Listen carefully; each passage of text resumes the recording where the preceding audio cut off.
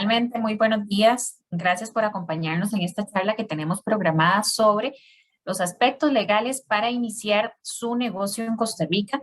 Tenemos la ventaja de trabajar con la empresa o de que nos acompañe la empresa EPR o ERP Lawyers, es una empresa asociada a la Cámara de Industrias de Costa Rica y que nos va a ayudar a orientarnos, a orientarlos a ustedes también para tener muy claro cuál es el proceso que se debe seguir a la hora de iniciar un negocio. Puede ser que muchos de ustedes ya tengan un negocio, puede ser que ustedes conozcan algunas de las etapas, pero tal vez tengan dudas también en otro proceso que se puede seguir o cuál puede ser esa línea más rápida y más fácil para poder iniciar un negocio en el país. Ya tenemos conectados a los expositores, ya están con nosotros, está Daniela Díaz Polo y también el señor Eduardo Rojas. Les cuento un poquitito de los expositores porque es importante que ustedes los conozcan y que sepan que son personas con mucha experiencia y, como siempre les digo, la idea es que ustedes puedan hacer todas las preguntas requeridas en el tema. Entonces les presento primero a Daniela Díaz. Ella es licenciada en Derecho de la Universidad de Costa Rica, es especialista en Derecho Notarial y Registral de la Universidad de La Salle y actualmente también está cursando una maestría en Derecho Comercial en la UCR, quien tiene también mucha experiencia en temas de derecho corporativo, asesorando también a muchos clientes y empresas. Por su parte, el señor Eduardo Rojas es socio de la firma y también es licenciado en Derecho de la Universidad de Costa Rica. Él tiene una especialidad en Derecho Notarial y Registral de la Universidad Libre de Derecho. Es máster en Derecho de Empresas de la Universidad de la Cooperación Internacional de Derecho y Gestión de Firmas Legales de INIDEM Business Law School y una maestría ejecutiva en Administración de Empresas también del programa JADEX del formato educativo de Escuela de Negocios en España. Entonces, son dos abogados que nos van a orientar bastante con este tema. Y pues que no sé cuál de los dos empieza, pero tanto a Daniela como a Eduardo, pues les agradezco mucho la participación en estas charlas virtuales que usualmente nosotros siempre programamos. Les doy nada más rápidamente las instrucciones a los que están conectados. La transmisión esta charla también se está transmitiendo por nuestro canal de YouTube y lo que vamos a hacer es que tanto Eduardo como Daniela van a iniciar su exposición. En el momento que ustedes tengan consultas, por favor las van escribiendo en el chat. Yo voy a estar pendiente de esas consultas para que una vez que ellos finalicen, les podamos ir viendo uno a uno, ir aclarando las dudas que ustedes tengan, ¿de acuerdo? Entonces, yo estoy pendiente en el chat lo que ustedes me quieran preguntar, ahí voy a estar atenta. Y pues ahora sí, les doy la palabra tanto a Daniela como a don Eduardo. Nuevamente, gracias y los escuchamos. Muchísimas gracias, Tatiana. De verdad que tanto para Eduardo como para mí es un placer estar aquí. Estoy completamente seguro que esta charla será de gran provecho para todos. Algo que dijo Tatiana que me gustó es, esta charla está enfocada a personas que quieren iniciar un negocio, pero también si ya tienen un negocio, vamos a hacer aquí como recordatorios de aspectos importantes que tienen que tomar en cuenta para el buen funcionamiento del negocio. Entonces, este webinar lo estructuramos de la siguiente manera. Primero, vamos a analizar las estructuras societarias más importantes, cuáles son las obligaciones anuales que se tienen que cumplir, y aquí en obligaciones es importante hacer referencia, que es impuestos que hay que pagar y declaraciones que hay que presentar, que ahorita lo veremos en detalle.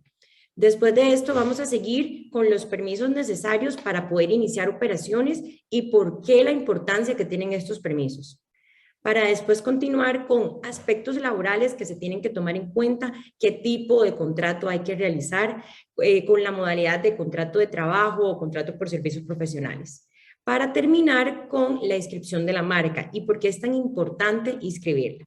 Entonces, iniciamos. Estructuras societarias más importantes en nuestro país. En Costa Rica existen 4 tipos de sociedades. En esta presentación les vamos a hablar sobre 2, que es la sociedad anónima y la sociedad de responsabilidad limitada. Ok, algo importante aquí que hay que considerar es cualquiera de las 2 sociedades tienen los mismos costos, las mismas obligaciones. Entonces, porque esa es una pregunta que siempre nos hacen, como, ¿cuál me sale más económica? ¿Con cuál yo tengo que pagar un poco menos? Aquí, las dos se va a pagar exactamente lo mismo. Las personas van a tener las mismas responsabilidades y obligaciones que más adelante los vamos a ver. Entonces, con este punto, digamos que ya estamos claros. Después de esto, ¿qué otra cosa es importante tomar en consideración? Ambas sociedades tienen que constituirse con dos personas. Aquí es importante que tomemos en cuenta que nosotros tenemos un código de comercio de 1964. Esto se los digo porque hay muchas cosas que hoy en día no funcionan tanto en la práctica. Como por ejemplo, tenemos muchos clientes que a veces nos dicen, yo solo quiero ser el accionista de mi sociedad. Nosotros les decimos, no hay ningún problema, nada más que para cumplir con las formalidades que pide el Código de Comercio, tienen que ser dos las personas que tienen que constituir la sociedad. ¿Cuál es la práctica? Que después de constituida, esas dos personas, una de ellas pasa el 100% de su capital a otra persona para que quede nada más un único accionista. Entonces, esto es como una crítica que nosotros, digamos, como oficina siempre hacemos, de que casi que el Código de Comercio debe acomodarse a la realidad social, digamos, en la que estamos en este momento. Pero bueno, volviendo al punto, dos personas son las que tienen que constituir el capital social. A nivel de requisitos son muy parecidos, en ambas tiene que existir una razón social, que es el nombre que se le va a dar a la sociedad, un domicilio, un capital social, cláusulas de representación. Ok, ¿qué aspectos tenemos que considerar? Y aquí más que diferencias son como puntos importantes para saber qué es lo ideal con las sociedades. Vamos a iniciar con representación y administración. Ok, para ser una sociedad anónima se necesitan mínimo 4 personas. Esas 4 personas son una junta directiva que mínimo tienen que ser 3 miembros, que son presidente, secretario y tesorero, y un fiscal. Mientras que en una sociedad de responsabilidad limitada se necesita mínimo un gerente. Vuelvo al punto, ¿qué pasa en la realidad? En Costa Rica las sociedades se han desvirtuado. ¿A qué voy con esto? Muchas personas tienen sociedades para tener activos, es decir, para tener una casa, para tener un vehículo, para tener, digamos, cualquier tipo de activo. Entonces, estos puestos, digamos, cuando se tienen sociedades anónimas, se llenan, digamos, estas vacantes con familiares o personas, digamos, de total confianza. Entonces, aquí es importante tomar esto en cuenta porque puede ser que no sea necesario si se hace una sociedad de responsabilidad limitada en la que se tenga nada más a un gerente. Después, relación con los socios. Una sociedad anónima se considera una sociedad abierta. ¿Qué quiere decir esto? Es decir, los accionistas pueden endosar o traspasar sus acciones libremente. No requieren ningún tipo de limitación para hacerlo. Mientras que en una sociedad de responsabilidad limitada, el código, vuelvo al comentario que les hice anteriormente, tenemos un código del 64, establece una limitación que para ceder las cuotas tienen que hacerse por medio de asamblea en la que todos los accionistas estén de acuerdo con esto. Entonces, es por esto que se dice que una sociedad anónima es una sociedad abierta y una sociedad de responsabilidad limitada es cerrada. Capital social. Con el tema del capital es un punto que hay muchísimo de qué hablar. Aquí vamos a resumir puntos importantes. Primero, la moneda. En sociedades anónimas se puede tener el capital social en colones o en dólares. En sociedades de responsabilidad limitada, únicamente en colones. Vuelvo al punto de lo que he venido siendo enfática, tenemos un código de comercio un poco obsoleto, que es, digamos, lo que permite para este tipo de cosas. Después, en nuestro país no se establece un mínimo de capital social. ¿Qué quiere decir? Hay muchísimos países que regulan que el capital social de una sociedad no puede ser inferior, un ejemplo, a $100. En nuestro país no se acostumbra a eso. Entonces, esto lleva a que muchas sociedades se constituyan con el capital mínimo. ¿Qué quiere decir esto? 10.000, 12.000 colones. Esto es digamos, en la doctrina consideran que este es un término confuso. ¿Por qué confuso? Porque el capital social no tiene absolutamente nada que ver con el patrimonio que tiene una sociedad. Entonces, nos encontramos sociedades anónimas con un capital de 10.000 colones, pero tienen activos equivalentes a $500.000. Entonces, no va de la mano, digamos, como ese aspecto. Otro punto importante con el capital social es que tanto la sociedad anónima como la sociedad de responsabilidad limitada son sociedades de capital. ¿A qué voy con esto? Los accionistas responden únicamente por el aporte que hagan. Es decir, si la sociedad anónima tiene un capital de 10.000, son 2 accionistas, el accionista A da 5.000, el accionista B aporta otros 5.000, eso es únicamente el aporte de sus obligaciones. Después, gobierno corporativo. Este también es un tema que da muchísimo de qué hablar. Nosotros aquí lo queremos enfocar en qué tan sofisticado es su negocio. ¿A qué voy con esto? Si usted tiene un negocio en el que va a tener socios, en el que va a necesitar inversión, digamos, de bancos o que le inyecten capital, en el que van a tener un contrato de accionistas, en el que el contrato de accionistas se van a regular cláusulas como qué pasa cuando uno de los socios quiere salir, a quién le van a vender, o términos de acciones preferentes, o además acciones en tesorería. Sí, a lo que voy es, si vamos teniendo cláusulas un poco más sofisticadas o complejas, lo ideal para este tipo de negocios es tener una sociedad de sociedad anónima. ¿Por qué? Porque permite que, por ejemplo, esté una junta directiva y unos accionistas, digamos que son 3 accionistas, cada accionista puede colocar a una persona en la junta directiva y así, digamos, tener tanto la representación como el control de la sociedad. Entonces, todos estos son aspectos importantes que hay que tomar en cuenta cuando se tiene un negocio. Es qué es lo que se tiene, qué es lo que se quiere llegar, a qué nos estamos enfocando, para ver qué tipo de sociedad considera, digamos, que se debe de tener. Dani, tal vez sobre esa misma Filmina. Bueno, primero que todo, buenos días a todos. Muchísimas gracias por acompañarnos. Pues es un placer aquí estar compartiendo un poquito de información y conocimiento. Informarles que, bueno, ERP Lawyers tiene su oficina principal en San José, en Sabana, y también tenemos una sucursal en Jacó, que es donde me encuentro el día de hoy. Entonces, pues un saludo desde acá a todos los que nos acompañan. Yo creo que el tema de las sociedades es un tema que cualquier persona que quiere pues aventurarse en un negocio, puede ser un negocio nuevo o una franquicia, generalmente tiene muchísimas dudas al momento de iniciar el negocio, no solamente a través de si es una sociedad, sino también si lo hace a nivel personal. Situaciones que generalmente no se van a recomendar por un tema principalmente de contingencias y también de temas fiscales que pues el día de hoy no vamos a entrar a tocar, pero basándonos en esto que hemos empezado a exponer el día de hoy, yo creo que muchísimo va a depender de la estructura que vienen los socios iniciales y cuál es el norte que se proyecta con el negocio y la sociedad que se va a constituir, ¿verdad? Aquí generalmente para un negocio pequeño o de una pyme, por decirlo de alguna manera, generalmente se van a encontrar que se va a constituir una sociedad de responsabilidad limitada. Aquí también importante es considerar de que pueden haber transformaciones en las sociedades. Es decir, si yo inicio un negocio donde tal vez seamos 2 socios, habemos 2 personas, no requerimos de una junta directiva, yo creo que lo más conveniente es hacerlo lo más simple posible y empezar con una sociedad de responsabilidad limitada, tomando en consideración el tema de capital social, los múltiplos que deciden que debe tener el capital social, los detalles que conllevan cada una de las formalidades que tienen este tipo de sociedades. Pero sí es importante entender de que si en un futuro, sea corto, mediano, largo plazo, va a haber unas necesidades diferentes a la estructura que tiene la sociedad, todo eso puede ser modificable. Modificable en el sentido de que, mira, pueden tener ustedes socios de inversión y ya cuando hay un socio de inversión, ya ustedes dicen, mira, es que si repartimos cuotas, en el caso de las sociedades de responsabilidad limitada, comunes a estos socios de inversión, pues lógicamente van a tener voz y voto, pero no me interesa que tengan voz y voto, sino solo me interesa que tengan voz.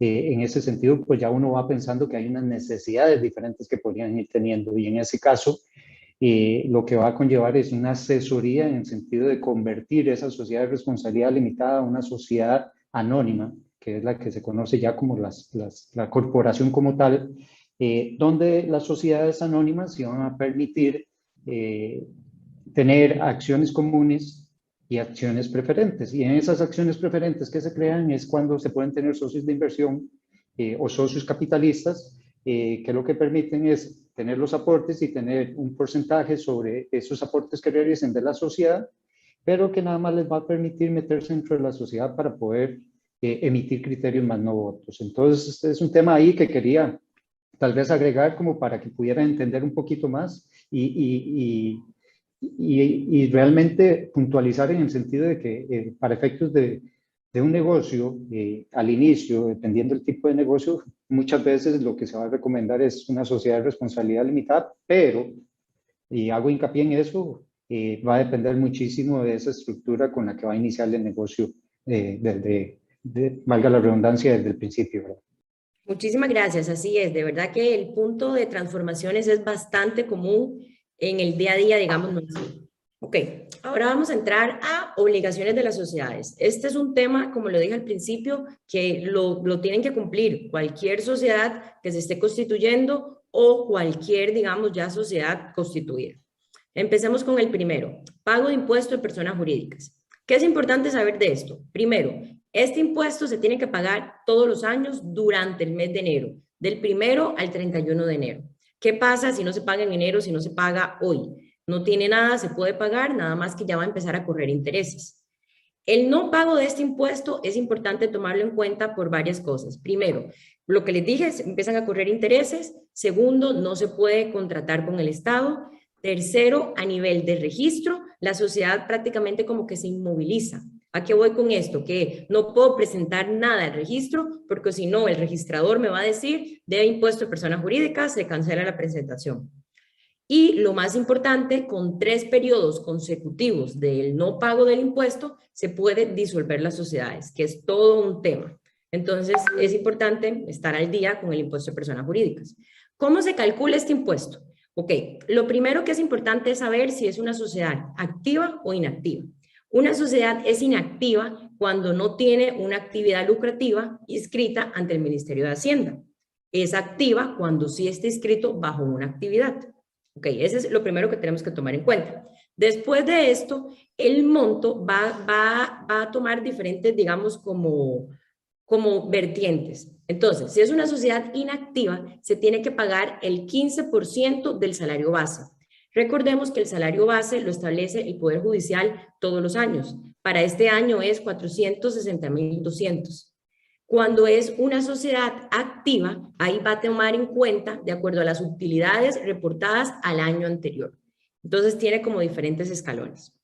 Entonces, esa es la primera obligación. Segunda, que es muy popular, registro de transparencia y beneficiarios finales, o como muchos lo conocen, registro de accionista.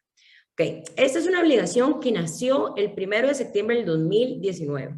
¿Cuál es el sentido de esta obligación? Es indicarle al Banco Central de Costa Rica quiénes son los accionistas de una sociedad y beneficiarios finales. Es decir, al Banco Central le interesa conocer quiénes componen el 100% del capital social. Con esto, ahí vuelvo al punto, hay como mucha tela que cortar. Empecemos indicando de que esto es una obligación de presentación, es decir, yo no tengo que pagar nada ante la administración tributaria por este impuesto, digamos, como por esta obligación, por decirlo de alguna manera.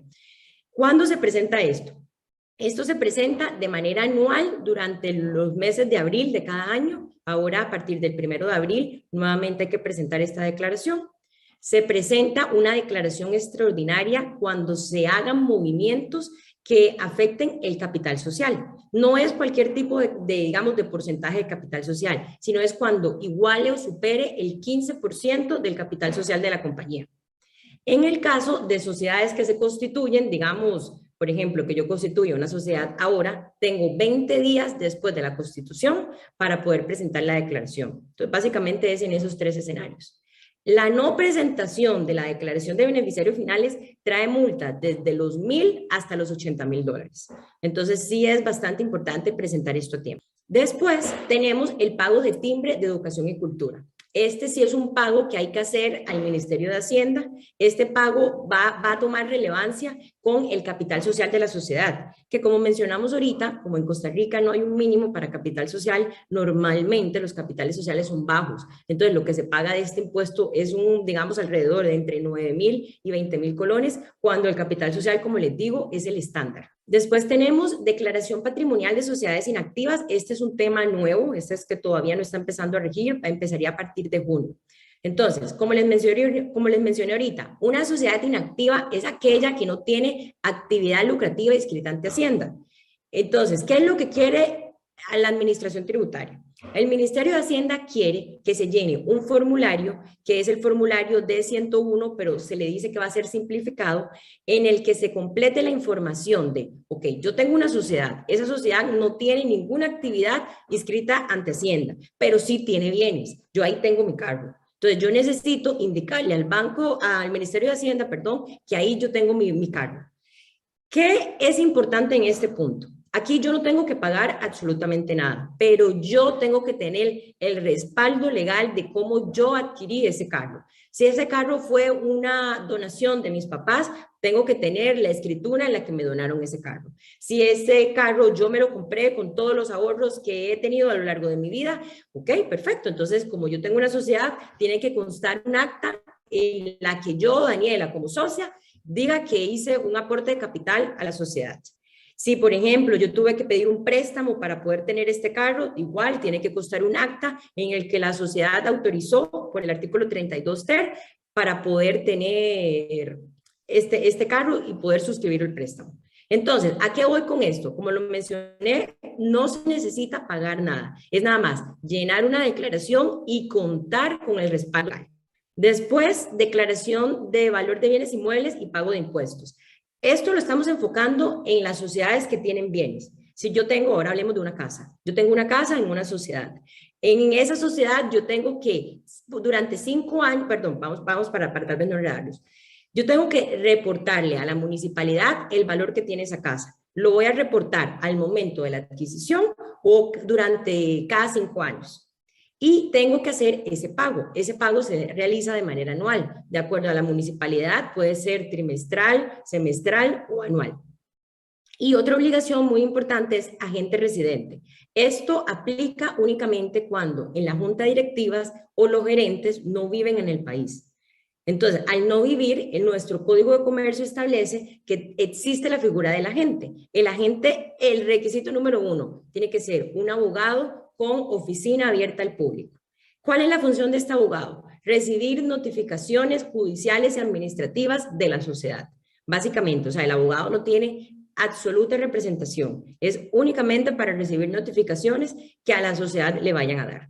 Dani, tal vez sobre ese tema de las obligaciones de las sociedades como tal, en la filmina anterior, lógicamente estamos hablando de un tema de algunas obligaciones que tienen ciertas sociedades inactivas. Aquí estamos en una charla, lógicamente, de un tema de un inicio de negocio o obligaciones cuando ya se tiene un negocio como tal. Entonces, en ese caso, pues, es un extra, podríamos decirlo así, más bien para aquellas personas que ahorita se encuentran presentes y que tienen su patrimonio, sus bienes en sociedades, como para que lo puedan contemplar, porque en realidad, ahora como vamos a ver, uno de los requisitos necesarios para efectos de poder obtener permisos para operar un negocio a través de una sociedad, pues lógicamente es que la sociedad se encuentre activa ante Hacienda. Entonces, en ese sentido, pues el tema de la declaración patrimonial no entra, sino que lo que conlleva la declaración de renta y la declaración del impuesto de la renta de ventas que se tiene mensualmente también, ¿verdad?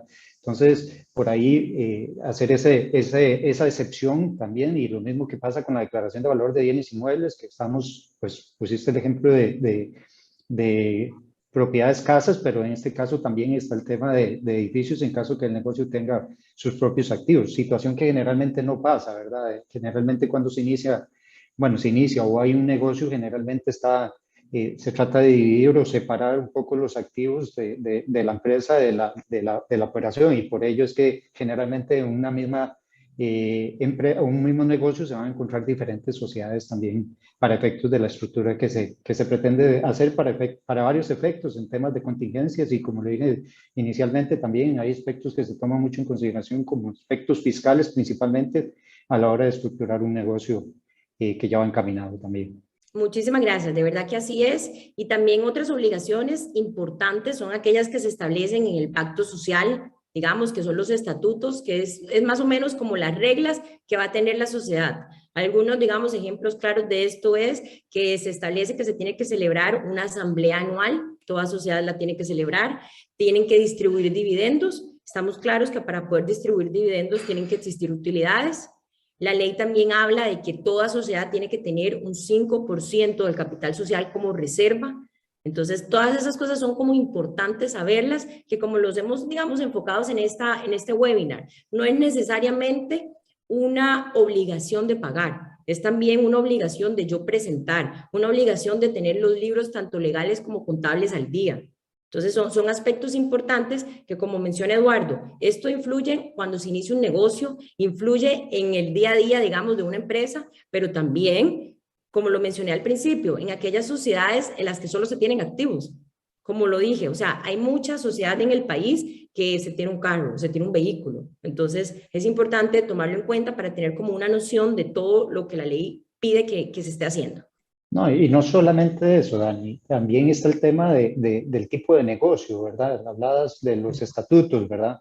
Y te pongo un ejemplo, negocios en temas financieros, sociedades que van a actuar como acreedores o las empresas que actúan como escrow fiduciarias y que tienen que estar inscritas en su JED, ¿verdad? Y ahí tenemos otro requisito y aparte del otro requisito es que el objeto de la compañía se tiene que delimitar. Entonces, generalmente las sociedades se constituyen con un objeto muy general para que pueda hacer cualquier tipo de actividad y estar en cualquier tipo de comercio, pero ya cuando se va a enfocar en un tipo de negocio específico, muchas veces hay hasta que celebrar asambleas para efectos de poder encajar dentro de los requisitos que piden otras instituciones dependiendo del tipo de negocio que se va a ejercer, ¿verdad?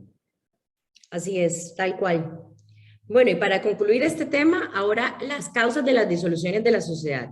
Todas estas cláusulas están establecidas en el Código de Comercio, digamos, son como muy claras. Entonces, la primera es el vencimiento del plazo. Toda sociedad tiene, digamos, un plazo.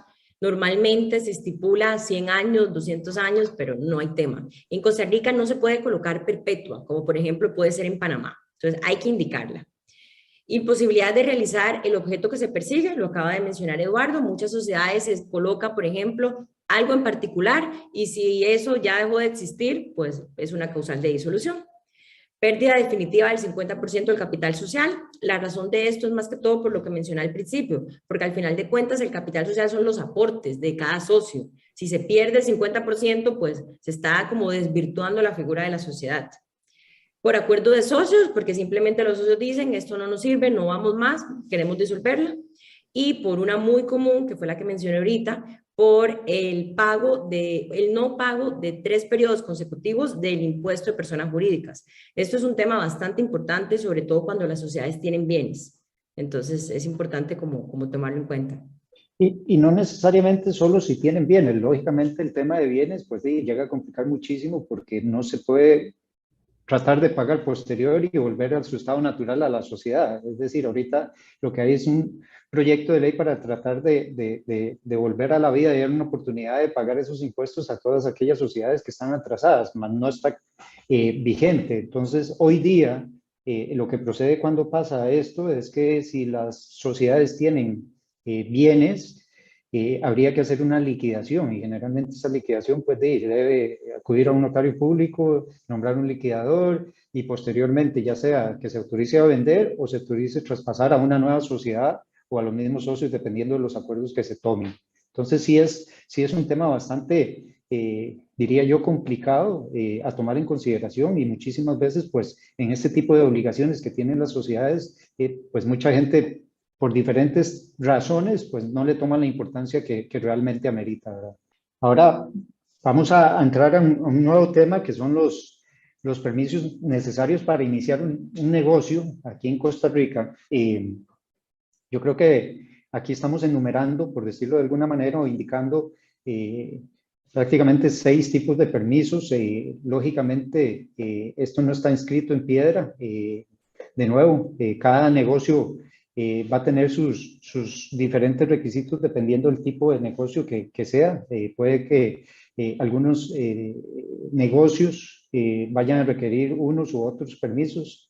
Por ejemplo, aquí tenemos indicados el uso de suelo, el permiso sanitario de funcionamiento, las patentes, la inscripción de trabajadores ante el INS, la inscripción ante la caja y tributación y los registros sanitarios. Lo que pasa es que como lo dije, no es que todo negocio va a tener que pasar por estos permisos, porque si es una empresa de servicios, por ejemplo, no tendríamos que hacer registros sanitarios. Vamos a ir repasando un poquito cada uno de ellos sin tratar de meternos muchísimo en los detalles que conlleva cada tipo de permiso, ya que pues esto es un tema de tramitología en instituciones estatales que realmente aquí podemos hablar y realmente en la práctica muchas veces cambia cada tipo de permiso que se debe solicitar porque las instituciones son autónomas y muchas veces están emitiendo nuevas directrices y tal vez yo procedí con un permiso sobre X empresa para efectos de poder empezar a operar y resulta que empiezo con otra y ya me cambia un poquito las condiciones. Entonces, vale la pena mencionarlos, explicarlos un poquito, pero la intención no es quedarnos pegados en este tema, ya que realmente, como lo digo, va a depender muchísimo del momento y también del tipo de negocio que se tiene. El tema del certificado de uso de suelo es un requisito que se tiene aquí. Es importantísimo ahora destacar el tema de la virtualidad.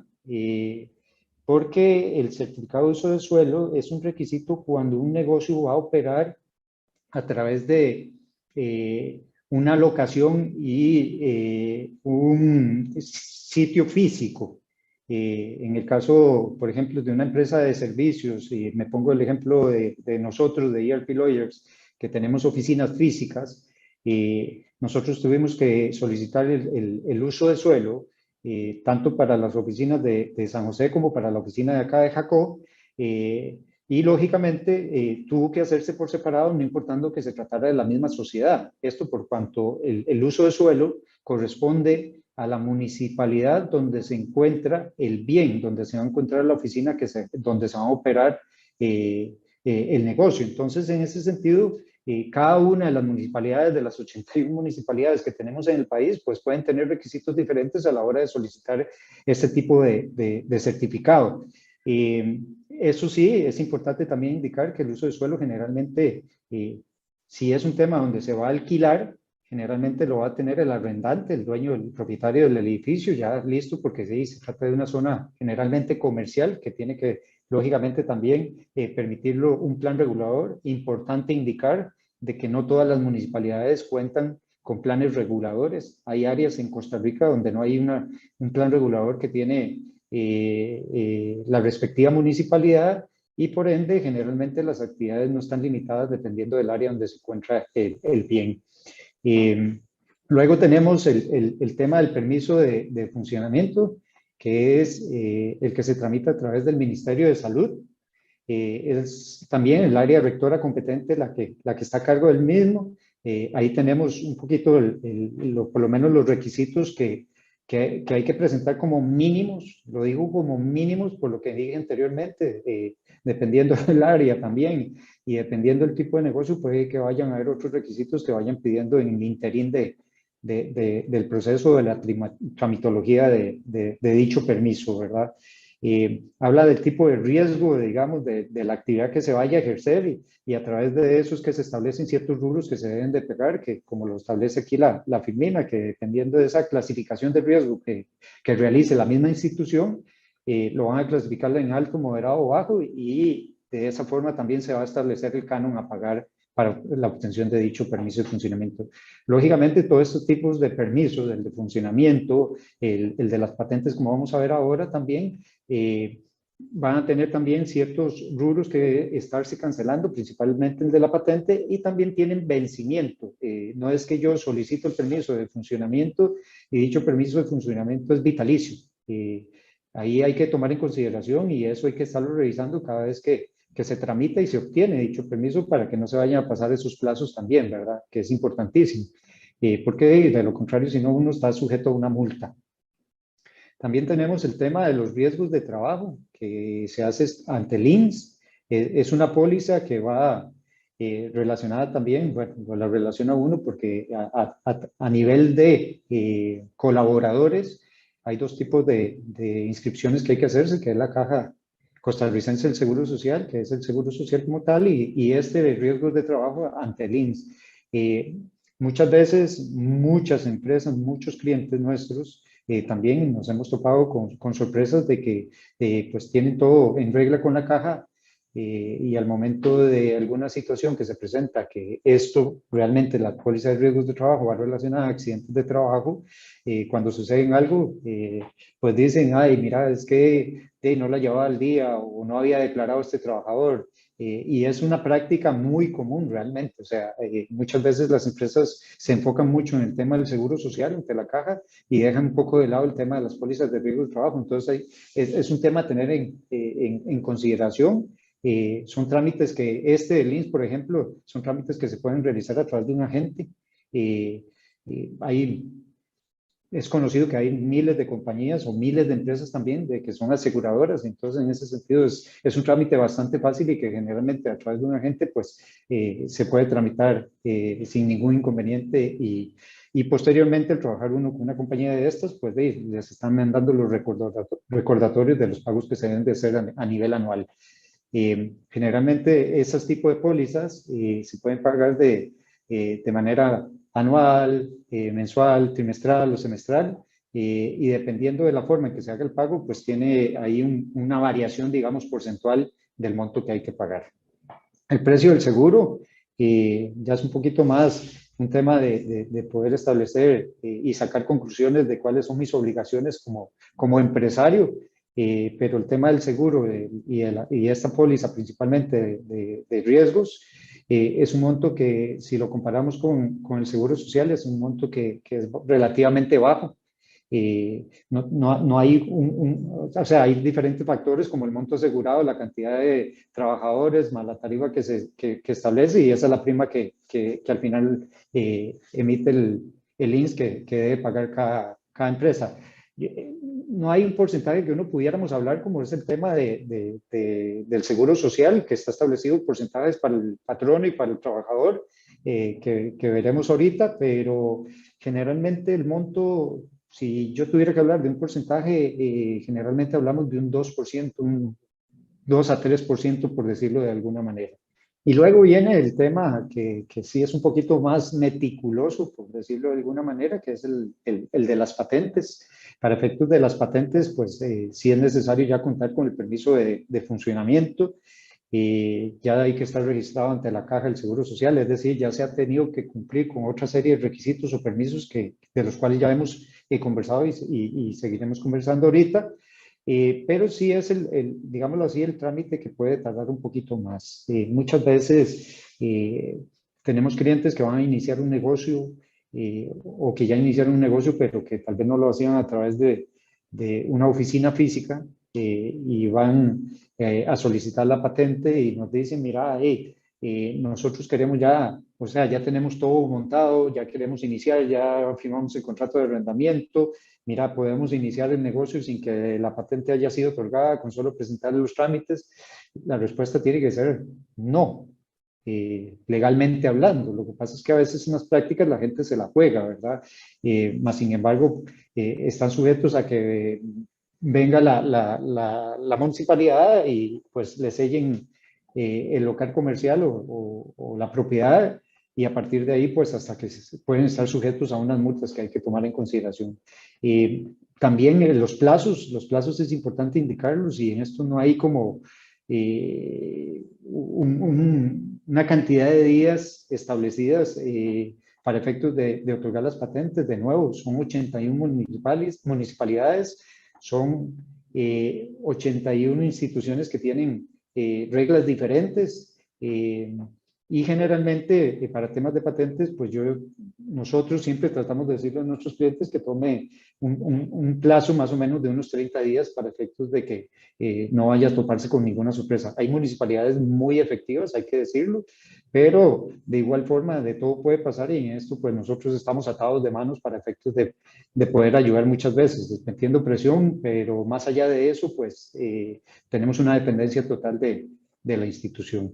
Dani, si me pasa la filmina, ahora tenemos el tema de la inscripción ante la Caja Costarricense de Seguro Social. Esto es uno de los requisitos iniciales. Es más, cuando una empresa va a ir a inscribirse a la caja, en muchas ocasiones, si no tiene empleados inmediatos, lo que ha sucedido últimamente, de lo cual debo decir que hemos tenido que hasta pelear con la caja, porque estoy totalmente en desacuerdo, un criterio totalmente personal, es que si cuando se inscribe la sociedad no hay trabajadores inmediatos, la caja está pretendiendo de que por lo menos el representante se inscriba como parte, como trabajador mismo de este nuevo patrono, ¿verdad? Cosa que yo estoy en total desacuerdo como lo digo, pero bueno, son criterios y ya nos ha tocado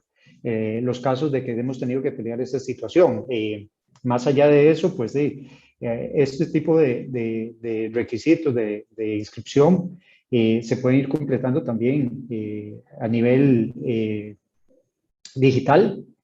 Entonces ya pues también muchas instituciones lo están permitiendo, hay otras que van un poquito rezagadas, pero todos estos permisos de los cuales estamos hablando generalmente tienen la posibilidad de hacerse de manera digital. Lógicamente el tema presencial influye muchísimo, muchas veces para efectos de poder lograr con mayor anticipación los permisos, pero sí es importante rescatar de que existe dicha posibilidad.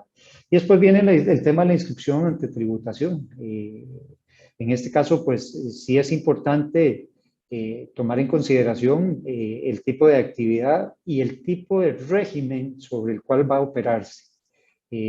Tenemos, bueno, lógicamente dos tipos de impuestos, que es el impuesto de la renta y el impuesto de la venta. Hasta hace 2 años o un poquito más, creo que un poco más, las empresas de servicios no aplicaban el impuesto de la venta. Luego vino la nueva ley de fortalecimiento fiscal y se fue paulatinamente incluyendo ese impuesto para las empresas de servicios. Son impuestos que, dependiendo de la actividad, también no es el 13%, sino que pueden variar del 2%, del 4%. Y el impuesto de la renta que sí aplica para todo tipo de empresa, ¿verdad? Que es el impuesto que, la declaración que se debe hacer, bueno, también cambió recientemente. Antes el periodo fiscal finalizaba el 31 de marzo, ahora es el periodo fiscal va relacionado al año calendario. Y lo que pasa es que el impuesto de la renta se debe presentar antes del 15 de marzo de cada año. Es decir, cierran el 31 de diciembre y hay 2 meses y medio para preparar todo lo que corresponde a las declaraciones. En cambio, el impuesto de venta sí se debe realizar mensualmente y se debe hacer dentro de los primeros días de cada mes. Luego tenemos lo que mencioné ahora, lo que son los regímenes de recaudación, que es el régimen tradicional y el de tributación simplificado. Esto va a depender muchísimo, lógicamente, a nivel estadístico, la mayoría de las empresas están en régimen tradicional, pero para algunas empresas es importante el tema de considerar el régimen de simplificado, donde en un solo acto, como se indica acá, se cancela el impuesto de venta de renta, los impuestos se cancelan cada trimestre y el contribuyente no está obligado a emitir facturas, situación que de paso pues a veces pone en duda a las empresas o a las personas físicas el hecho de que cómo declaro este gasto, ¿verdad? Entonces, pero aparte de eso, para efectos de poder estar dentro del régimen simplificado, hay un tema de salarios bases que hay que contemplar, la cantidad de empleados como máximo que se pueden tener, el valor de los activos de la empresa, que generalmente son X cantidad de salarios base.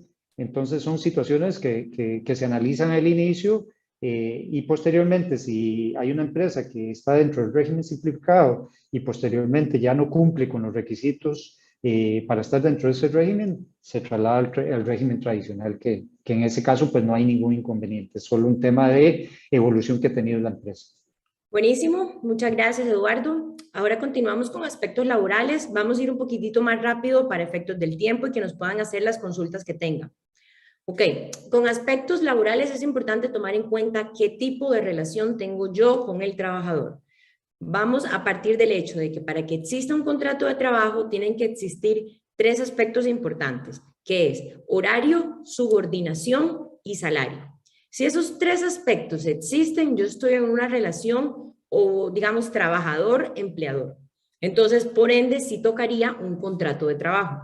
Si, por ejemplo, yo tengo una relación esporádica en la que no media la habitualidad, el ejemplo claro que nosotros siempre damos es la relación que se tiene como con un contador, la relación que se tiene como con un abogado, que si no están, digamos, como de planta en una oficina, se tiene una relación por servicios profesionales.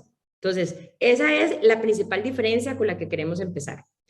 Contratos. Los contratos, ya se tiene claro que los contratos pueden ser tanto escritos como verbales.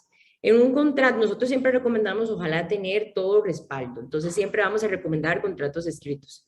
En estos contratos, lo más importante son los 3 aspectos que mencioné anteriormente. Es importante describir la tipo de actividad, qué es lo que se espera del trabajador, cómo va a ser su salario. En salario hay que tomar en cuenta no nada más el salario mensual, sino todos los bonos que va recibiendo, digamos, este trabajador. El Código de Trabajo regula muy bien el tema de vacaciones, que se sabe que son 2 semanas por cada 50 semanas de trabajo. Si la empresa tiene una política diferente en la que da más vacaciones, es importante colocar todos estos aspectos en el contrato. Por último, y para finalizar, vamos a hablar de propiedad intelectual. Ok, ¿por qué es importante registrar una marca? Vamos a ver, primero, no hay ninguna obligación de nosotros registrarlo. Nosotros podemos usar, hablemos de nuestro logo ERP Lawyers. Nosotros podemos tenerlo. Nadie nos obliga o nos pide que esto lo inscribamos, digamos, ante el Registro Nacional. Pero el no hacerlo va a hacer de que cualquier otra persona lo pueda hacer y nos diga a nosotros, porque ustedes están utilizando este logo si ya yo lo tengo inscrito. Entonces, es importante porque la legislación va a reconocer el dueño de la marca a quien la tenga registrado. Hay muchísimos casos famosos que no se registra, pero se usan y después cuando se registra se pide que se cambie. Entonces, es muy importante, digamos, como tenerlas. ¿Por qué? ¿Por qué uno registra una marca? Primero, porque se posiciona y da un carácter, digamos, identificador a un bien o servicio. Segundo, por lo que les estaba comentando, el registro va a garantizar que la persona que la tenga, es decir, el propietario de la marca, sea nada más esta persona que la tenga y podría sancionar a quien esté usando la marca sin ningún tipo de autorización. Va a ser un valor agregado que se tiene, porque al final de cuentas, mi marca nadie me la va a quitar. O sea, es esta la marca con la que todos las personas están identificando a una firma legal. Y la marca, lo mismo, pasa parecido a lo que mencionaba Eduardo con lo de los permisos. Esto no es perpetuo. La duración son 10 años y perfectamente se puede renovar constantemente, pero siempre es importante, digamos, estar pendiente de cuándo se sacó, cuándo se vence para uno tenerla al día. Excelente, muchísimas gracias a ambos. Aquí he recibido preguntas que me han escrito por privado, pero muy enfocadas en que, y bueno, en que también sí se ha dado mucho. Ahora con el tema de la pandemia, pues se generaron muchos negocios virtuales. Entonces, cuando son así, ¿qué pasa con el tema de las patentes, por ejemplo? ¿O cuál sería más bien ahí el proceso si yo quisiera constituir una empresa que es virtual? La respuesta real es que nos agarraron por sorpresa. O sea, no a nosotros ERP Lawyers, sino a Costa Rica como tal. No hay regulación al respecto. Es decir, si yo estoy ejerciendo una actividad, por ejemplo, como abogado, y lo estoy haciendo desde mi casa, no hay forma, yo podría estar inscrito ante la caja, hacer declaraciones y demás, pero no hay forma de que la municipalidad pueda venir y decirme a mí, mira, de igual forma como estás ejerciendo esta actividad, me requiere de la patente para poder funcionar. ¿Qué es lo que pasa mucho con la patente? Es cuando vos tenés un tema de un lugar de servicio a terceros.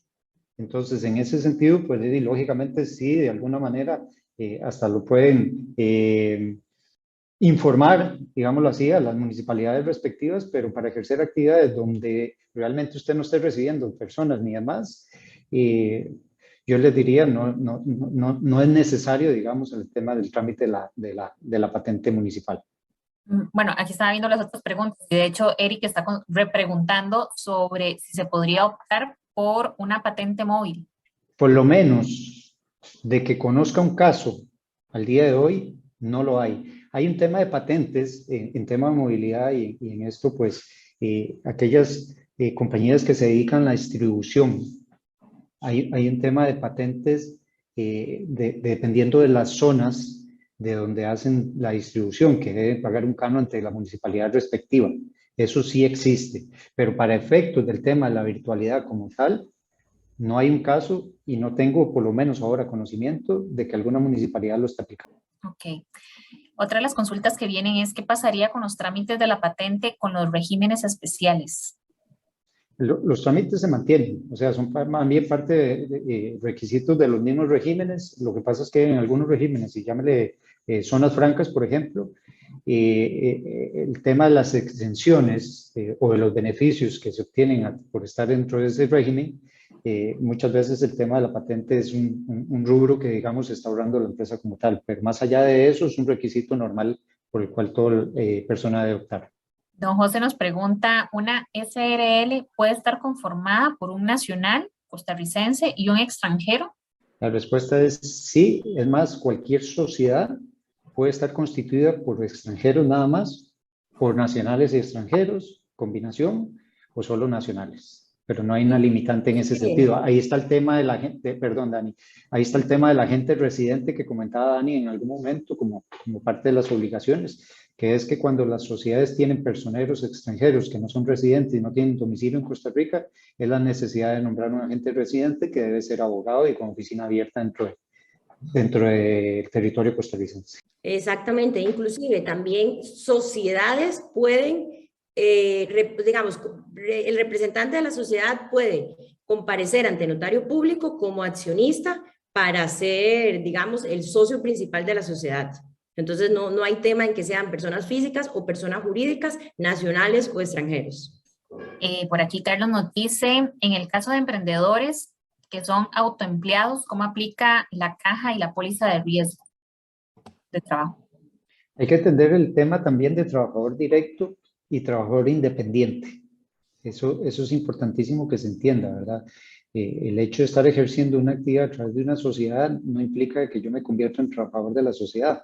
Yo puedo constituir una sociedad y esta sociedad es la que opera y yo la puedo inscribir y demás, pero puede que sea una sociedad donde no requiera tener empleados y que la maneje, digamos, de alguna manera el representante o el socio, único socio o los dos socios que hayan. Pero si no hay una exclusividad y demás y otros aspectos que deben de considerarse como requisitos para encajar dentro de una relación directa con la sociedad, es nada más me puedo inscribir como trabajador independiente ante la caja, que sí es obligación. Otra de las consultas es que durante la pandemia dice que se puso un negocio de TI y que según el proyecto subcontrata de personas que desarrollen, ¿verdad?, software y cosas así. Él quiere ser formal, pero dice que inicie de una vez con una deuda con la caja, que si eso se puede evitar o cómo sería ese proceso. No me queda claro al indicar de que inicia con una deuda con la caja. Es que pone que él, como el negocio lo tiene como de hace casi 2 años, donde fue a Ajá. registrarse a la caja, le dijeron como que debía esos 2 años. Probablemente porque estaba inscrito ante tributación. En ese caso, lo que opera, por decirlo así, es ir a tratar de llegar a un arreglo de pago con la caja y poder inscribir a los trabajadores de igual forma. Sí, yo siento que con la caja siempre, o sea, nosotros siempre decimos que a la caja hay que tenerle respeto. Respeto en el sentido, porque si no le puedo hacer frente ya a una obligación, es tratar de ver cómo hago para llegar con ellos a un arreglo. Porque si no es algo que se va a tener ahí siempre.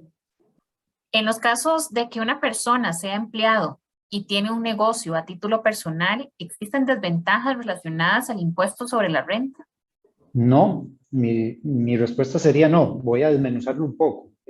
Lógicamente, el tema de empleado, el salario, dependiendo del monto del salario, puede estar exento o puede tener deducciones de la renta que corresponde al patrono.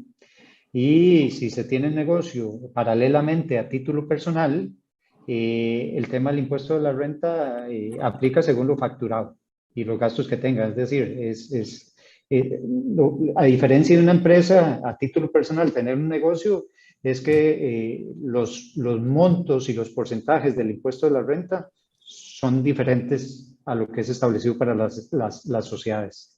Pero igual tiene la obligación de hacerlo. O sea, ya el empleador está obligado a deducir si aplica para efectos de trabajador directo, y después con su negocio propio, pues va a depender de los gastos e ingresos que vaya teniendo y va a tener que hacer las declaraciones normales. Otra de las preguntas que tengo acá dice que para el caso de constituir una empresa nueva, existe un proceso lógico de trámite con el fin de ir cumpliendo los requisitos y no incurrir en el tiempo con costos en un solo momento.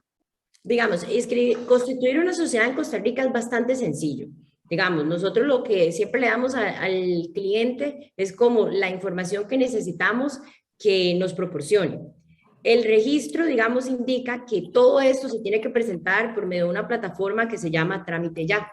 Entonces, si la pregunta va enfocada a los costos, casi que todo sería desde el inicio, porque el proceso es bastante rápido. En 1 o 2 días máximo, la sociedad está constituida.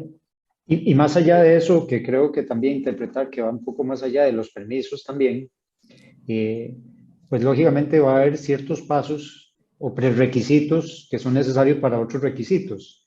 El tema de la sociedad pues es indispensable porque es el instrumento que vamos a utilizar para operar el negocio. Y luego de eso, pues el tema de poder completar los otros requisitos para ya operar formalmente, la gente siempre que va a iniciar un negocio y está decidida va a querer iniciarlo en cuanto antes. Y ahí el tema de los costos como tales, lo que uno sugiere es que cuando se van a asesorar, que generalmente van a requerir la asesoría por el hecho de que solo la constitución de sociedad la puede realizar un notario, es decir, va a tener que siempre tener una asesoría legal.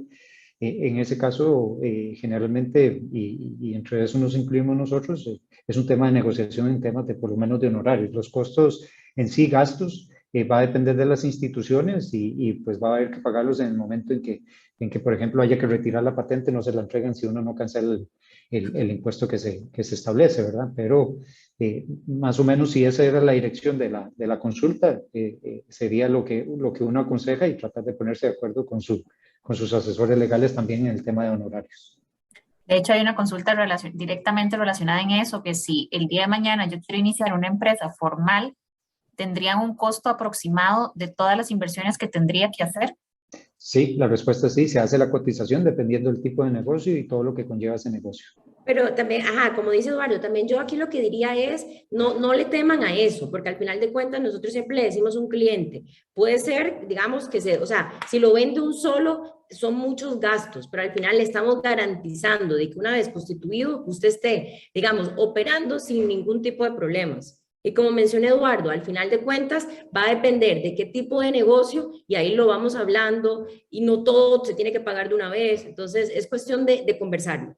Igual nos están solicitando la presentación, entonces, bueno, recuerden que esto también se está transmitiendo por el canal de YouTube de la Cámara de Industrias y parte de las cosas es que nosotros les vamos a compartir a ustedes al correo electrónico que utilizaron a la hora de registrarse en esta charla, tanto la presentación como el enlace de la grabación, junto con una breve encuesta para que ustedes nos ayuden a completarla. Son 3, 4 preguntas máximo y nosotros le compartimos eso en el transcurso de la tarde. Bueno, por acá no tengo más preguntas.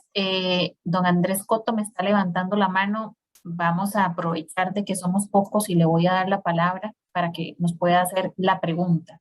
Don Andrés, ¿nos escucha? Sí, les escucho. Muchas gracias por la oportunidad. Agradezco mucho la información bastante valiosa. Quisiera presentar la siguiente consulta. Tengo un negocio, es una personería jurídica de responsabilidad limitada que creamos el año pasado para poder vender el servicio de representación de marcas extranjeras. Consiste en una estructura muy liviana que permite a marcas o negocios, empresas domiciliadas en el extranjero, poder aperturar negocio acá en Costa Rica y hacer ventas de forma muy ágil por medio de nuestra empresa que se llama FCA Representaciones. Sin embargo, no he todavía identificado cuál es el mejor instrumento para poder formalizar esa relación. en el sentido de que es una relación entre dos compañías, ¿verdad? La nuestra acá en Costa Rica y una empresa domiciliada en el extranjero, donde ellos envían sus mercancías a Costa Rica, yo las importo, no es una compra-venta, sino que si vienen a nombre de mi empresa, se importan las mercancías y yo se las facturo luego al cliente de ellos, y obviamente se lleva todo un control contable y demás, pero el capital lo pone la compañía extranjera. Yo gano una comisión sobre las ventas o un fee de servicio de representación, pero quería aprovechar la experiencia de los especialistas y entender si hay alguna figura que nos puedan sugerir o orientar para poder regular ese modelo de negocio. Gracias.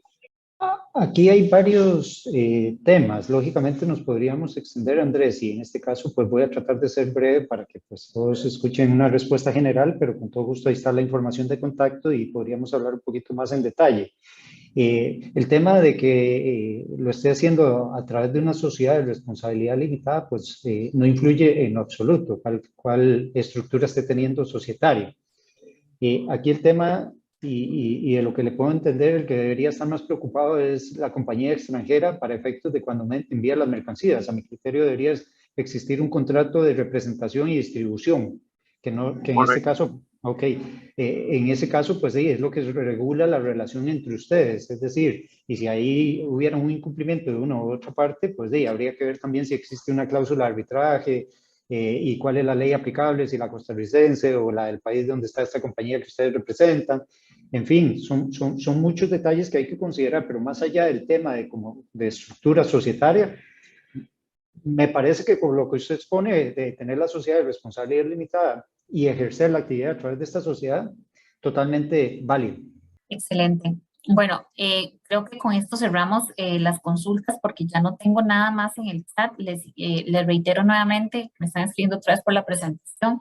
Ahí ustedes tienen el contacto de la empresa. Igual nosotros se lo vamos a compartir y ya directamente ustedes pueden escribirle directamente a la empresa ERP Lawyers asociada a la Cámara de Industrias para que puedan aclarar todos estos pasos a seguir. Daniela, Eduardo, muchísimas gracias por compartirnos este espacio, por haber participado, por darnos la oportunidad de entender un poco más estos procesos y evidentemente sé que ha sido un tema de interés para muchas personas. Entonces, agradecerles por su tiempo. No, igualmente, Tatiana. La verdad ha sido un gran placer, de verdad. Como lo dije desde el inicio, compartir un poquito de información y conocimiento. Para eso estamos realmente y pues cualquier cosa, ya sea a través de la cámara o directamente aquí a la información, pues vamos a estar para servirles. Ha sido un placer de verdad y espero que haya sido de mucha utilidad la charla del día de hoy. Muchísimas gracias de verdad a todos. Gracias. Que tengan una linda tarde, que tengan buen provecho, porque yo sé que ya muchos se van a almorzar, así que espero que la pasen bien y nos vemos en próximas charlas virtuales que tenemos programadas. Estén pendientes de nuestras redes sociales y nuestros correos para que puedan matricularse en las diferentes charlas en diferentes temas. Así que pasen una linda tarde.